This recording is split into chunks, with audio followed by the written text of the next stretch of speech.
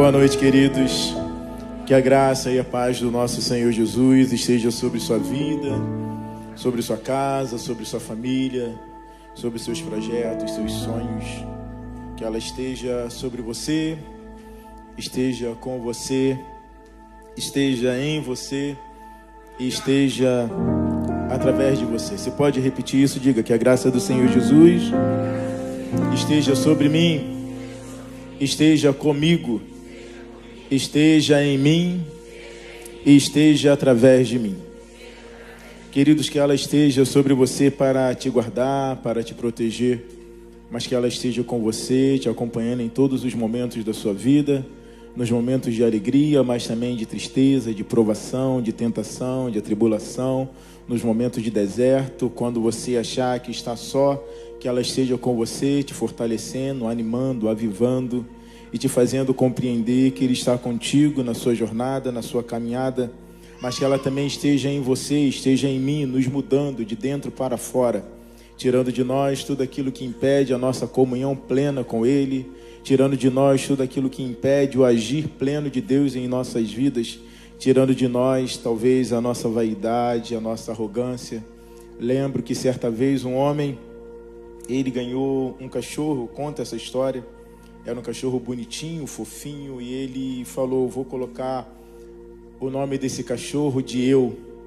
Todos os dias ele chegava na casa dele e ele ia alimentando o Eu. O cachorro, ele foi crescendo e o Eu foi ficando cada vez maior, todos os dias. Até que um dia aquele cachorro estava enorme, forte, potente. Ele chegou em casa e o Eu não o reconheceu. Foi para cima dele para mordê-lo. Ele se trancou no quarto e ele lembrou que ele tinha uma espingarda e ele ficou diante de um dilema. Ele falou: ou eu irei matar o Eu, ou Eu me mata. Toque alguém que está do seu lado e diga: será que você não precisa matar o Eu hoje? E depositar sua vida, sua história, sua família nas mãos do grande Eu Sou? Mas que a graça do Senhor Jesus, ela esteja através de nós, através do nosso falar, através do nosso tratar, através do nosso proceder, para que as pessoas, como diz o pensador, elas possam ver Jesus em nós antes mesmo de nós abrirmos a nossa boca. Que nós preguemos o Evangelho de uma forma tão eloquente que eles venham ver Jesus em nós, no nosso trabalho, no nosso colégio, na nossa faculdade, que as pessoas elas venham falar: ele é diferente, ela é diferente. Eles tratam com humildade, simplicidade, não planejam mal contra ninguém, eles ajudam, são solícitos. E quando eles virarem para você e falar: por que você é assim? Fale para alguém que está do seu lado, fala: por que você é assim? Aí você vai dizer: porque Jesus Cristo mudou o meu viver. Ele mudou o nosso viver. Eu tenho uma palavra de Deus para você nessa noite. Eu quero ministrar ao seu coração a palavra onde nós demos o tema de tempo de reconstrução. Deus, Ele ainda reconstrói coisas em nós. Eu não sei se você sabe, mas nesse ano eu tive a oportunidade de fazer o lançamento do meu livro. O tema desse livro é: que reino é esse? Nesse livro nós falamos sobre o reino do medo, o reino da culpa, o reino da ganância.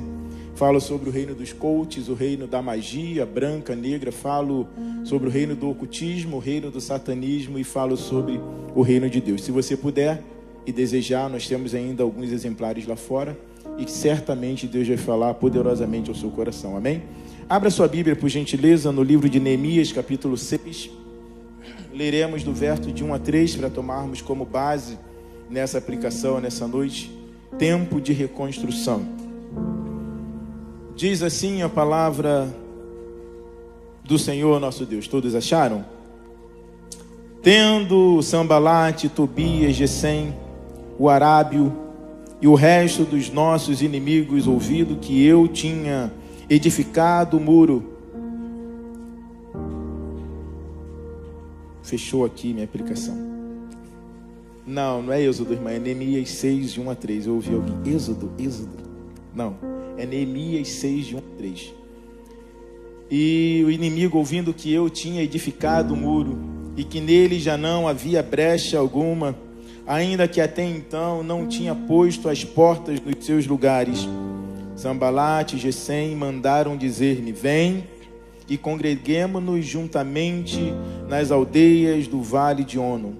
Porém, intentavam fazer o mal contra mim. Enviei-lhes mensageiros a dizer: estou fazendo uma grande obra, de modo que não poderei descer, porque cessaria a obra, e enquanto eu deixasse fosse ter convosco, diga: estou fazendo uma grande obra, não posso descer. Esse texto ele é muito interessante, queridos, porque na verdade ele vai retratar um pouco da nossa vida. Existem alguns momentos em nossa vida em que nós olhamos ao nosso redor e percebemos que certas áreas de nossa vida, elas ficaram como as muralhas de Jerusalém, quebradas, expostas, abandonadas, enfraquecidas.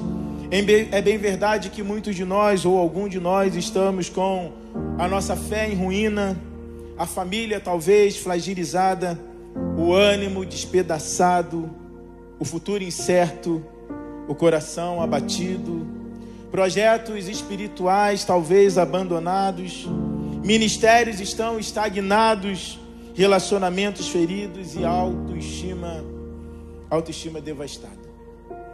Essa sensação, normalmente ela gera um clamor da nossa alma. É nesses momentos que muitas das vezes até mesmo as pessoas que não sabem orar ou têm dificuldade de orar, elas sentem que precisam de uma reconstrução. Algo precisa ser reconstruído na sua vida, seja profissional, familiar, emocional. Elas entendem que elas precisam ser reconstruídas. Talvez você adentrou aqui nessa noite, seja o seu caso, e foi exatamente dessa forma ou nesse contexto que começa o livro de Neemias. Jerusalém, ela era a cidade da promessa, a cidade de Deus, o símbolo da identidade do povo de Deus. Diga: cidade da promessa, símbolo da presença de Deus, aonde estava o povo de Deus. Porque eu pedi para você repetir isso, porque muitas das vezes, quando nós olhamos para o lugar da promessa, nós vemos ruínas. Quando nós olhamos para o lugar da promessa, nós vemos sequidão. Quando nós olhamos para o lugar da promessa, nós vemos entulhos. Quando nós olhamos para o lugar da promessa, nós vemos desesperanças. Quando olhamos para o lugar da promessa, muitas das vezes nós não vemos água, não vemos vida. E nós falamos: o que eu vou fazer agora? Assim estava Jerusalém. Assim estava o lugar onde o povo de Deus se identificava. Assim estava o lugar onde era o centro da promessa do Deus Todo-Poderoso. Estava destruída por cerca de 140 anos. Talvez a sua Jerusalém, talvez o seu lugar da promessa esteja um caos há alguns meses, alguns dias, algumas semanas, alguns anos. Talvez o seu lugar da promessa ele esteja em sequidão, e talvez quando você olha para ele, você fala assim: agora, o que será dos meus projetos, dos meus sonhos? O que será da minha família? O que será de tudo aquilo que Deus prometeu? Eu estou no verdadeiro caos, numa verdadeira ruína. E não era apenas, queridos, uma cidade que estava quebrada, era um povo que estava quebrado, era uma história que estava quebrada, era uma fé que estava ferida. Muitas pessoas estão com a fé ferida pelas circunstâncias da vida, talvez pelo contexto familiar que se vive, talvez pelo contexto familiar espiritual que se vive, talvez pelo espaço demográfico que se vive, está com a sua fé ferida, com a sua identidade humilhada, já não consegue se reconhecer. Quando olha para si, fala: o que será de mim? O que restou de mim? Quando Neemias olha para a situação do seu povo, quando Neemias, ele olha para aquela situação e tem o conhecimento, sabe da notícia, algo explode dentro dele. Diga para o seu irmão: algo precisa explodir dentro de você. Mesmo que a sua história esteja em ruínas, precisa explodir algo dentro de você. Neemias, meus irmãos, ele pensou, parafraseio eu nessa noite: o meu povo está vivendo em vergonha, o meu povo está vivendo em humilhação, o meu povo está sendo vilipendiado pelo inimigo. Isso está em Neemias capítulo 1, verso 3. Mas, queridos, nós precisamos entender que é assim, em situações como essas, que nascem as reconstruções. Não é na força de um líder, não é no braço de um líder, mas na dor que se transforma em oração. Fale com seu irmão: a sua dor está se transformando em oração. A sua dor está se transformando em súplica. A sua dor está se transformando em joelhos dobrados diante do grande eu sou. A sua dor está se transformando em alguém que eleva verdadeiramente os olhos para o Rei dos Reis e Senhor dos Senhores e diz: Senhor, só Tu na minha vida, na minha casa, no meu ministério, nos meus negócios. O que é que está se transformando a sua dor? Porque ela se transforma em oração, e a oração, ela se transforma em missão. A nossa dor se transforma em oração, e a nossa oração faz com que nós identifiquemos a nossa missão. Porque muitas das vezes, aonde está o ponto que mais te faz chorar, é o lugar que Deus te chamou para transformar na vida do outro. Dr. Monroe, ele falou que Deus, Ele nunca nos permite viver coisas que Ele não queira nos usar. Pastor, o que o senhor está querendo dizer com isso? O tamanho do seu deserto é apenas um treinamento, porque daqui a um tempo outras pessoas vão contar para você a sua história, e você vai dizer: sabe o que aconteceu comigo? Quando eu estava nesse deserto, que eu achava que não tinha jeito, o grande eu sou se apresentou para mim. Ele mudou a minha história, e Ele também vai mudar a sua história. Glorificado e exaltado seja o nome do Senhor. Eu tenho convicção, queridos, que Deus hoje, Ele quer levantar pessoas como Neemias. Eu vou mudar, eu tenho certeza que Deus quer fazer de você e de mim um Neemias para essa geração. Deus, Ele quer fazer de mim e de você Neemias que vão reconstruir o muro. Eu não sei qual é a área da sua vida que precisa de reconstrução. Eu não sei qual é a área da sua vida que esteja em ruínas. Eu não sei, queridos, mas eu tenho certeza que esse é o nosso tempo de reconstrução. Você crê nisso? Então diga: este é meu tempo de reconstrução. Queridos, quando Deus, Ele começa uma grande obra em nós, é comum que o diabo, ele se apresenta para nos distrair. O que tem nos distraído nesses últimos dias, irmãos? O que tem nos distraído nessa última era, nessa última década? Quais são as coisas que estão nos tirando do foco? O que tem nos feito gastar o nosso tempo com coisas que estão nos afastando de Deus? E é bem verdade que algo praticado de forma corriqueira, ele vira um hábito. E muitos de nós, por distrações, estamos criando hábitos que estão nos afastando de Deus. O diabo, ele sabe que quando Deus, ele tem uma obra grande na vida de alguém, ele busca todos os meios para nos paralisar. Muitas das vezes nós estamos vivendo uma vida onde já nós não temos convicção de onde iremos chegar. Estamos parados, estamos paralisados, estamos olhando à nossa volta e dizendo: para onde eu vou agora? Porque Satanás, ele é perito em olhar em nós alguma vírgula para nos paralisar. Mas diga comigo: há poder no sangue de Jesus. Toda paralisia cai por terra agora, em nome de Jesus. O diabo, meu irmão, meus irmãos, ele tenta nos desanimar. Todos os dias ele nos apresenta uma situação para nos causar desânimo, tristeza, dor, desapontamento. O pensador vai dizer que 70% das coisas que passam em nossa mente, isso é interessante de repetir porque é pedagógico, diga: 70% das coisas que passam em minha mente só aconteceram lá, em mais lugar nenhum. O diabo, ele faz isso. Nós ficamos pensando em tantas coisas, e aí Deus está lá do céu dizendo: rapaz, economize esses 70% aí, não está acontecendo. O diabo, ele está usando isso para acabar com a sua fé. O diabo está fazendo isso para fazer com que você não tenha mais desejo de congregar, de estar na eclésia, de estar junto com os seus irmãos. O diabo está fazendo isso para que você já não tenha mais desejo de evangelizar, de falar de Jesus. Parece até que agora eu falei algo do outro mundo. Diga: evangelizar é a missão da igreja. Às vezes parece que nós nos esquecemos disso. Mas existem vidas lá fora que dependem de que eu e você estejamos animados, cheios de Deus, cheios da unção, para levarmos para eles a mensagem da cruz, a mensagem de salvação. Por isso, queridos, nós chegamos no capítulo de número 6, quando Neemias declara: estou fazendo uma grande obra, não posso descer. Essa frase, queridos, é um manifesto de fé. Essa frase é um ato de resistência espiritual. Diga: resistência espiritual. Nós precisamos resistir espiritualmente falando.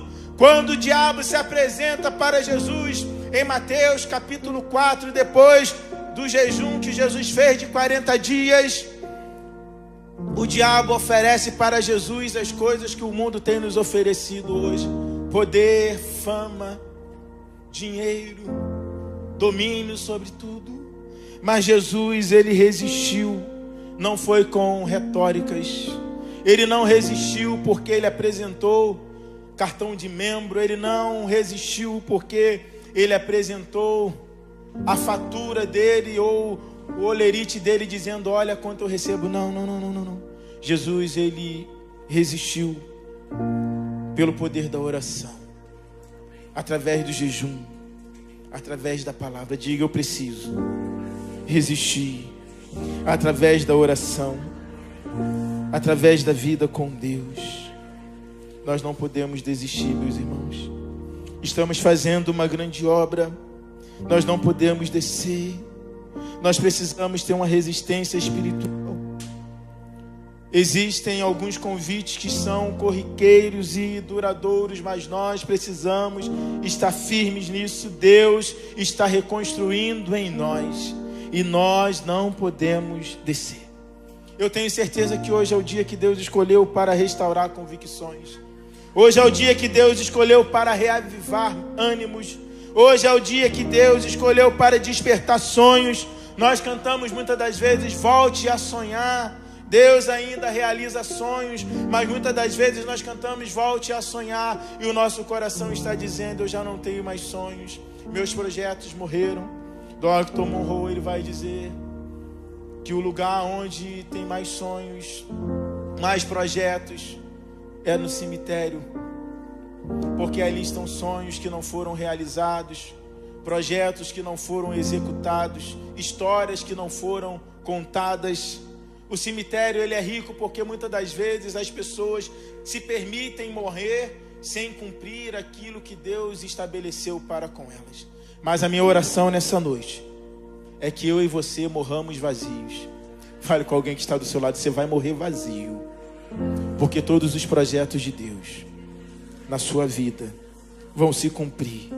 Diga com fé, diga: você vai morrer vazio, porque todos os livros que Deus colocou no seu coração serão escritos. Fala: você vai morrer vazio, porque todas as igrejas que Deus já disse que você vai abrir para a glória dele serão abertas. Você vai morrer vazio, porque todas as almas que Deus estabeleceu que você vai ganhar para entrarem no céu junto com você vão se render aos pés de Jesus Cristo de Nazaré. Aleluia. Morreremos vazios, porque Satanás não tem poder sobre nós, sobre a nossa vida, sobre a nossa história. É tempo de reconstrução. Diga: é tempo de reconstrução. Não posso descer. Diga: não vou descer. permanecerei firme, porque o grande eu sou está comigo. Eu quero, queridos, falar, depois dessa breve introdução, sobre alguns pontos que são extremamente necessários. Há uma necessidade de reconstrução. Isso é fato. Neemias capítulo 1, verso 3, diz o texto: e disseram-me, os restantes que não foram levados para o exílio e se acharam ali na província, estão em grave miséria e desprezo. A história começa no livro de Neemias capítulo 1, onde o povo estava em miséria, desprezo, humilhações, as muralhas queimadas, o povo sem esperança, as bases estavam derrubadas, as portas queimadas a fogo. Então havia uma necessidade de reconstrução. O povo de Deus estava sendo levado cativo, e os que não foram levados cativos estavam sendo humilhados pelas ruas. Havia uma necessidade de reconstrução, porque o povo que foi vocacionado, eu estou falando de ti, estava passando por situações que estavam minando a sua esperança e a sua fé. Há uma necessidade de reconstrução, porque talvez as áreas de nossa vida que Satanás conseguiu tocar e tirar o nosso vigor, a nossa energia, a terceira pessoa da Trindade, o Espírito Santo de Deus, ele vai tratar, vai mudar, vai mover, vai agir, vai reconstruir a base da nossa fé. Há uma necessidade de reconstrução. Os muros tinham caído, estavam todos destruídos, e a falta de muro, meu irmão, minha irmã, significava vergonha pública. Quantas pessoas têm sofrido vergonha pública? Descréditos. As pessoas já olham, já não dão mais nada, já têm vergonha de ir a alguns lugares porque se sentem indignos. O muro caído, ou a falta dos muros, simbolizava fraqueza espiritual. Nós estamos em constante guerra, e alguns fazem uma analogia da nossa vida como uma maratona, e uma maratona não se conquista correndo rápido apenas, você precisa intercalar. E é bem verdade que no meio da nossa maratona, às vezes vem a fadiga, o cansaço, a falta de fé. Às vezes no meio da nossa maratona vem a frieza, vem a tristeza. Às vezes no meio da nossa maratona nós nos questionamos se está valendo a pena continuar correndo. Às vezes no meio da nossa maratona nós nos questionamos se estamos correndo na maratona correta. A dúvida vem, os questionamentos vêm, mas é no momento mais crítico da nossa maratona que o Espírito Santo ele vem e diz: você precisa de água, você precisa de alimento. Continue, mude essa velocidade. Fale para alguém: mude a velocidade. Fala: tem horas que você vai correr, tem hora que você vai andar, e tem hora que você vai caminhar de joelhos, com lágrimas nos olhos. Mas não pare, você está numa maratona. Quando estiver escrito na sua frente Jerusalém Celestial, aí você vai dizer: eu cheguei no fim da caminhada. Porque quando você chegar nessa faixa, o Rei dos Reis e Senhor dos Senhores vai abrir os braços. Estou parafraseando, dizendo: bendito, vinde bendito do meu Pai. Chorando, gemendo, você não parou. Às vezes de joelho você não parou. Com lágrimas nos olhos você não parou. Muitas das vezes falaram para você desistir, mas você não parou. E o final da nossa maratona é no lugar onde não precisaremos mais do sol, porque o nosso Deus irá iluminar. Nós andaremos por ruas de ouro, muro de cristal. Não haverá mais dor, tristeza, sofrimento, só haverá paz. É ali que termina a nossa maratona. Toque alguém que está do seu lado e diga: eu quero ver você lá. Vamos juntos, não desista. Se estiver fraco, clame ao Senhor dos Senhores. Tem um louvor muito novo que ele dizia: 00, telefone dos céus. Não é novo, não? A minha época é da idade da pedra lascada, então polida, a idade dos metais. Quem não conhece esse louvor, gente, pelo amor de Deus, todo mundo conhece, é novo louvor. A gente cantava 00, telefone dos céus. Posso ligar, posso falar. Aí eu falava: o chão é um número, o joelho é o dedo. Com o Senhor quero falar em segredo. O Senhor está nos esperando de joelho para discar. Não tem problema de Wi-Fi, tem nada disso. A ligação é direta, né, Dinas? É você e Deus. Fale com alguém que está do seu lado. O Senhor está te esperando no joelho, meu irmão. Joelho não é coisa do passado, não. A falta do muro, queridos, simbolizava insegurança física. A falta do muro simbolizava impossibilidade de prosperar. Jerusalém estava quebrada. Muitas pessoas estão com a vida quebrada, mas nós sabemos que Deus, Ele não se assusta com as nossas impossibilidades. Eu vou de novo. Aquilo que te aflige, não aflige o nosso Deus. Aquilo que é impossível para mim e para você, está ao alcance de uma palavra de Deus. As nossas lutas e dores não deixam o nosso Deus em dúvida, porque Ele pode todas as coisas. Eu sei que muitos perderam essa esperança, mas eu sei que a nossa esperança está viva. Ela permanece de pé. Deus, Ele começa a sua obra muitas das vezes exatamente no lugar da ruína. Pastor, isso é heresia. Não, está na Bíblia, mas eu te provo. A Bíblia fala: criou Deus os céus e a terra. No princípio, a terra era sem forma e vazia. Algumas versões vão dizer: e houve catástrofe nos céus. Os estudiosos vão brigar por isso, mas isso é extremamente irrelevante nesse contexto agora. Mas a terra estava sem forma e vazia.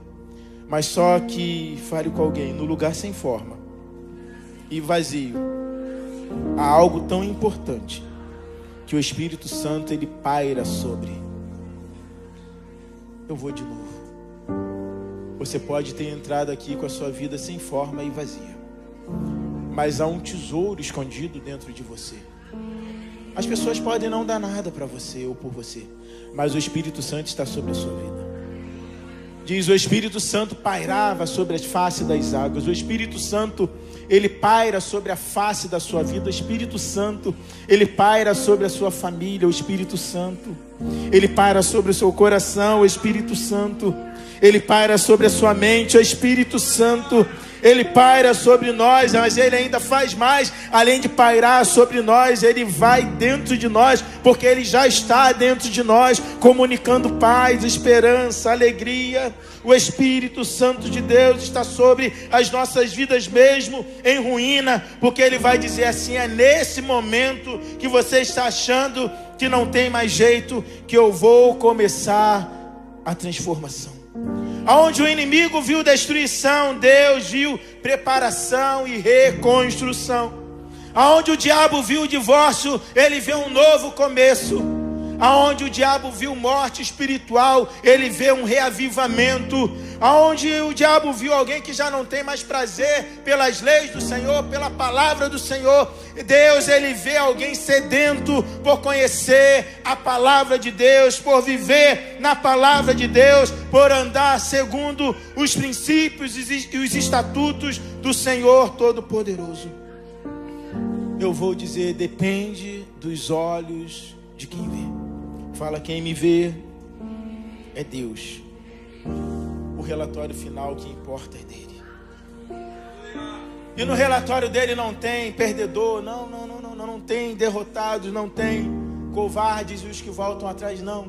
No relatório dele está escrito vitória. Sabe como ele assinou? Ele pegou lá, estou parafraseando, e falou: o sangue de Jesus chancelou tudo isso na cruz do Calvário. Está consumado. O véu é rasgado. Podemos ter acesso ao Pai através de um coração aquebrantado. Está está chancelado, o diabo não pode. Eu e você fomos comprados a preço de sangue. Está consumado. É vitorioso, é vitoriosa, pastor. Meu casamento está consumado. Ele reverte histórias. Mas pastor, tem uma doença na família. Deus, Ele pode.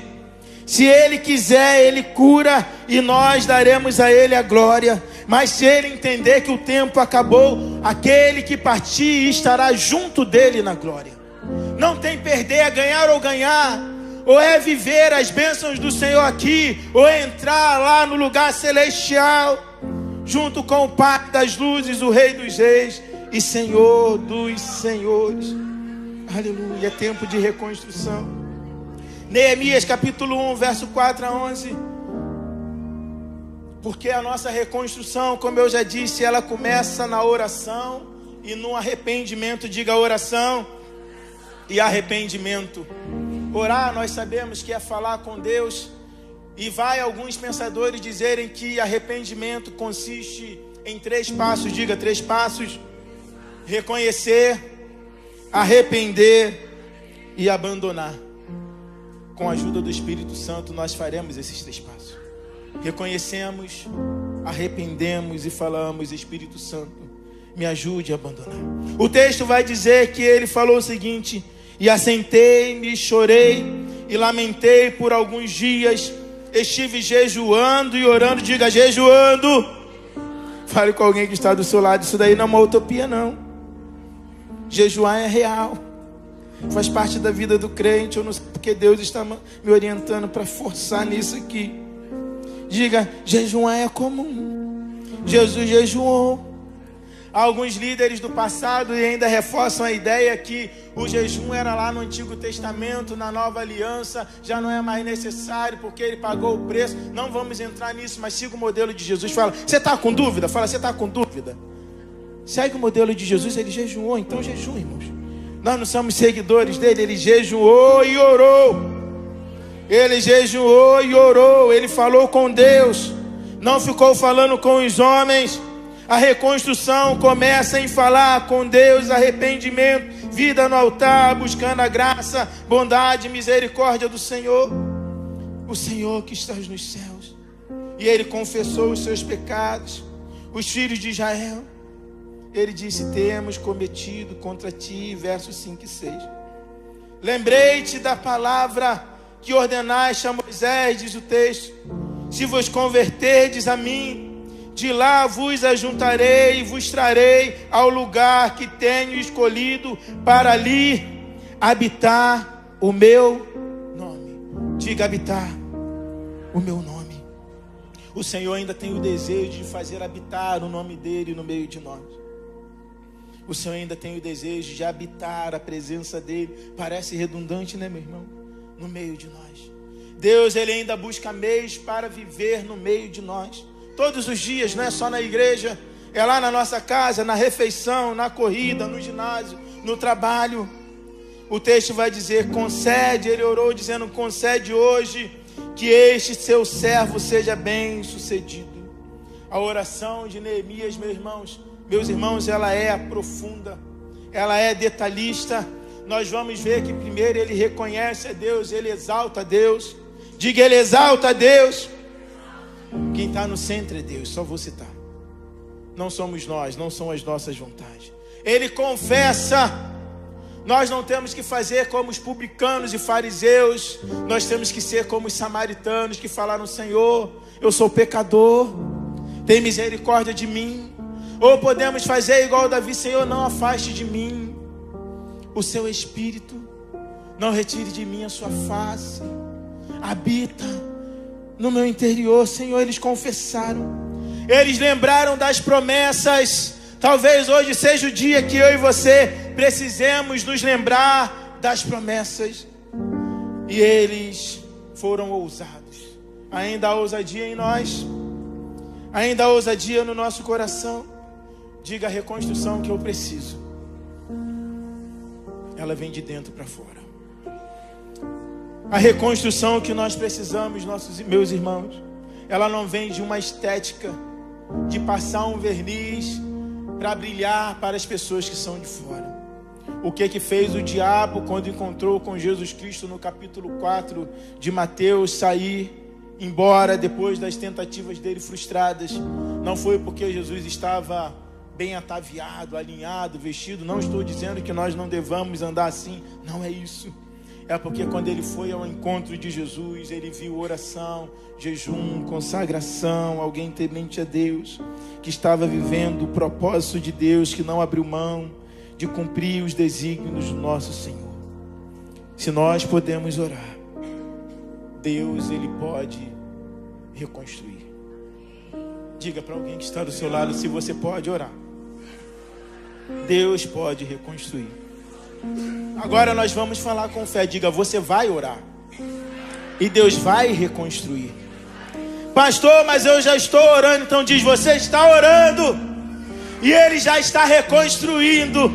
Você pode até não estar vendo, mas Ele está reconstruindo. Pode ainda você não ter alcançado no mundo físico, mas no mundo espiritual já está pronto, já está belo. E quando menos nós dermos por si, nós iremos olhar e contemplar tudo aquilo que Deus estabeleceu para nós, para a nossa família, para a nossa geração. Mas a reconstrução, queridos, é o ponto 3. E eu caminho aqui para quase conclusão. Não posso mentir, eu estou no altar. Não é conclusão. A reconstrução, queridos, ela avança quando nós agirmos quando nós agirmos com fé. Diga fé. Hebreus 11 fala muito bem da fé, sintetizando: fé é acreditar naquilo que não se pode ver. Em outras palavras, fé é tocar naquilo que o homem comum não pode tocar. Fé é pisar onde não tem chão. Fé é alcançar lugares que não são possíveis à luz humana, à vista humana. Obrigado, queridos. Fé é tomar posse daquilo que Deus estabeleceu para nós, mesmo quando nós olhamos para a nossa condição física e nós vemos que não tem possibilidade. Fale para alguém, tenha fé. Fale, você vai viver fé. O milagre de Deus é fé. Neemias capítulo 2, versos 4, 5, 6, 7 e 8 diz: então o rei me disse: me pedes agora? Então orei a Deus dos céus e disse ao rei: se é do agrado do rei, envia-me ajudar para que eu reedifique. Ele está num processo de reconstrução. O desejo dele era reedificar. E disse mais ao rei: se parece bem ao rei, deem-se-me cartas para os governadores de além do rio, e uma carta para Asaf, para que me dê madeira. Diga madeira. Fala, para reconstruir eu preciso me esforçar, carregar o fardo da reconstrução, pagar o preço da reconstrução. Não é fácil reconstruir. Não são apenas com palavras. Ele teve que pagar o preço. Nós sempre falamos, ele teve que viver o processo. Ele teve que ir, se comunicar, pegar madeiras. Mas aí não é só ir pegar madeiras. Você precisa cortar, você precisa fazer o seu sacrifício, o seu esforço. Fala, reedificação é feita com sacrifícios, com suor, muitas das vezes com lágrimas. Aí alguém vai dizer: mas pastor, eu estou chorando tanto que já está virando um rio. Quando virar um oceano, você vai andar por cima dela. Ah, você não creu não, vou repetir. Quando virar um oceano, você vai andar por cima delas. E Deus vai dizer assim: tá vendo essas lágrimas? Era o caminho que faltava. Era um processo. Neemias, ele pensou grande. E aqueles que andam com o Senhor pensam grande, têm ousadia, agem com coragem, com fé. O favor de Deus acompanha aquele que vive de fé em fé, de glória em glória. Se Deus, ele deu o propósito, tem um propósito de Deus na sua vida. Se Deus, ele deu o propósito, ele dará o recurso. Se ele prometeu, ele vai cumprir. Porque a palavra de Deus nos afirma que Deus, ele não é homem para que minta, nem filho do homem para que se arrependa. Se Ele falou que vai fazer, Ele vai fazer. A reconstrução, ela exige unidade e trabalho. Diga unidade e trabalho. Unidade, meus irmãos, não é todos pensarem a mesma coisa. Diga unidade, não é todos pensarem a mesma coisa. A professora da escola bíblica está ali. Se eu errar, eu vou para o banquinho da disciplina. Diga unidade, são todos lutarem pelo mesmo propósito, mesmo se pensamos diferente. Pastor, o que difere isso? Se pensamos a mesma coisa, somos robôs. Mas se muitas das vezes divergimos no pensamento, mas lutarmos pelo mesmo propósito. Por mais que eu ache que a professora ela tenha que dar aula sentada e ela dê de pé, o importante é que está sendo dada a aula. Fale para alguém que está do seu lado, meu irmão, porque você está brigando por causa da forma aí? Não abra mão do propósito. Tem gente massa que está abrindo mão do propósito só porque não faz do jeito dele ou do jeito dela. Com muito carinho. Coloque alguém que está do seu lado e diga assim: é você que criou tudo, é? É você que é o Criador? É você que está mandando agora? Porque tem crente, Márcia, que parece que está botando Deus no banquinho da disciplina e está dizendo: Deus, senta aqui que eu vou te ensinar algumas coisas. Unidade. A unidade nos leva a passar por cima do nosso orgulho. A unidade nos leva a passar por cima da nossa prepotência, da nossa arrogância. Pastor do céu. Irmão, está na Bíblia, eu não estou inventando não. Neemias capítulo 3, versículo 1. Viu, Andrezão? A gente cita a Bíblia, tem que citar a Bíblia nesse negócio, não é isso? Neemias capítulo 3, versículo 1. Que eu estava lá no gabinete, eu falei: André, quando eu falo coisa polêmica, eu já vou logo e digo: está na Bíblia. Então se levantou Eliasibe, o sumo sacerdote, com os sacerdotes, seus irmãos, e edificaram a porta das ovelhas. Ué, por que falou edificaram, irmãos? Diga, porque é plural. Estavam juntos, a reconstrução era juntos, unidos no mesmo propósito. Por isso que o Salmo 133 vai dizer: ó, quão bom e quão agradável é que os irmãos vivam unidos no mesmo propósito. Podemos ter estratégias diferentes, mas sentamos e alinhamos a estratégia e vamos ver a melhor estratégia. E não importa se a melhor estratégia não for a sua. Que crente mimado, né, Dinas? Misericórdia. Fala com carinho, fala: irmão, não seja mimado, irmão. O propósito é maior. A sua ideia vai ser melhor em algum momento, mas o mais importante é não sair do propósito, irmãos. Nós estamos caminhando, estamos numa estrada longínqua para nós. E quando eu falo longínqua para nós, irmãos, é porque eu tenho a memória que desde 1985 eu ouço minha avó dizendo que Jesus vai voltar. Já fiquei careca, já casei, tive filhos.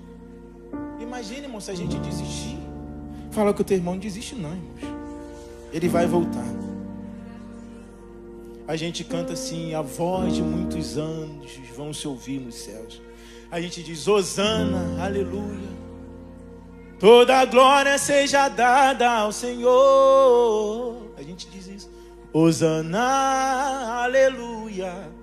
Essa parte é a mais importante. Diz: é o brado de vitória da igreja do Senhor. Fala: tem um brado para nós. Você crê nisso? Aplauda o Senhor. Só você que crê. É o brado de vitória da igreja do Senhor, dos senhores. O capítulo 3, ele descreve que as famílias, elas são reconstruídas juntas. Coloca-se de pé, por gentileza. Mas é apenas para você achar que eu estou terminando. As famílias são reconstruídas juntas. Os músicos me ajudem. As famílias, elas são reconstruídas na unidade. Os sacerdotes, os perfumistas, os ourives, as autoridades, todos se reuniram.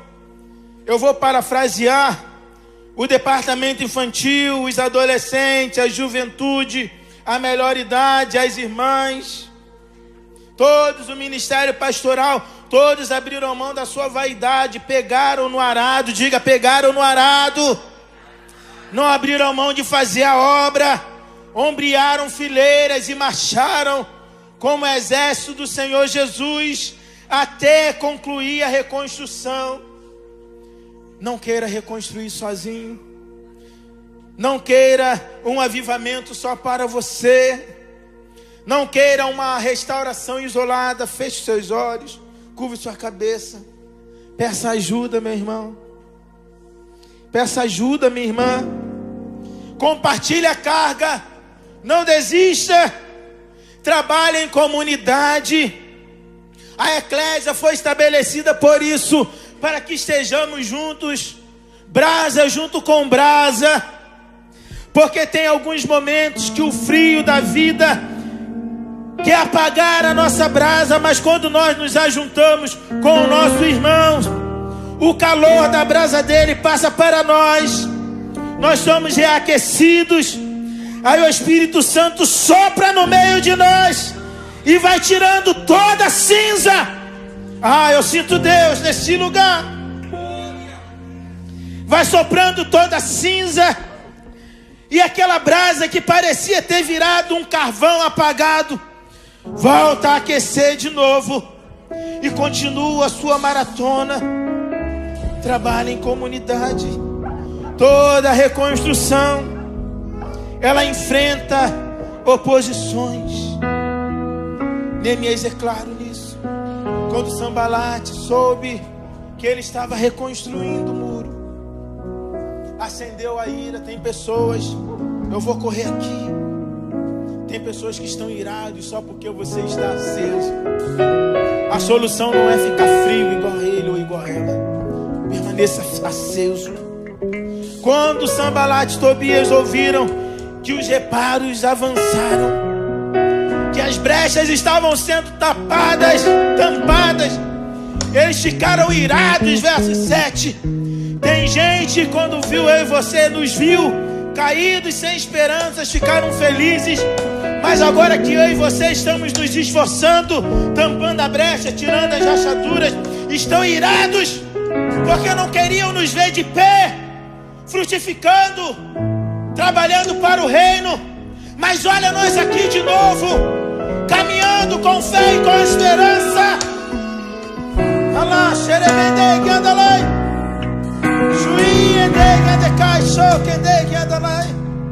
Nós não iremos desistir. Eles ficam irados. E todos eles, os opositores, se juntaram para atacar Jerusalém. Tem muita gente se juntando para atacar o seu emocional, o seu psicológico, para tirar, minar a sua energia, a sua força.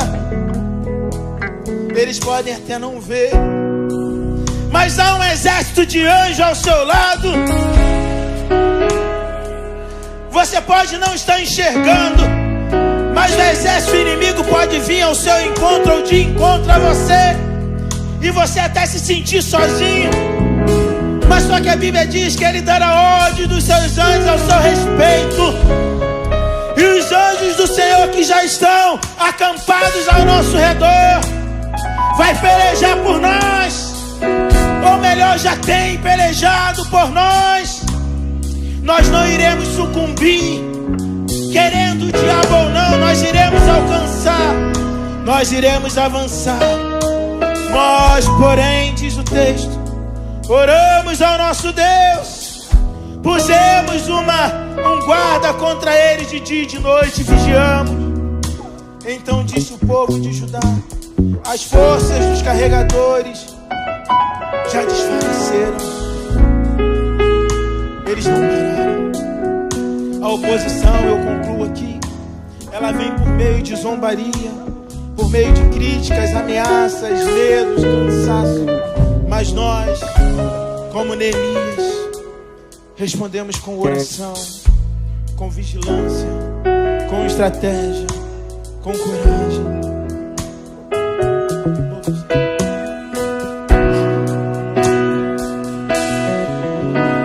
Lutamos com armas de fé.